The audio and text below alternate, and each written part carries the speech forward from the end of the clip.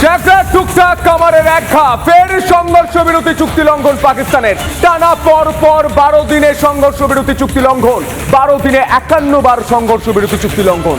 বারবার বিনা প্ররোচনায় সীমান্তে গুলি পাক সেনার। কুপওয়ারা, বারামুল্লা, রাজৌরি, পুঞ্চে গুলিবর্ষণ। মেন্দার, নওশেরা, সুন্দরবনী, আখনুরেও গুলিবর্ষণ পাক সেনার। পাকিস্তানকে পাল্টা জবাব ভারতীয় সেনাবাহিনীর, চোখে চোখ রেখে বারবার সীমান্ত বিরতি চুক্তি লঙ্ঘন। বাড়ানো হলো পুঞ্চের নিরাপত্তা, মোড়ে মোড়ে চলছে নাকা চেকিং। লাগাতার 12 দিন ধরে সিজফায়ার ভায়োলেশন পাকিস্তানের। ভারতের তরফ থেকে কোনো প্ররোচনা ছাড়াই লাগাতার সিজফায়ার ভায়োলেশন করে যাচ্ছে পাকিস্তান।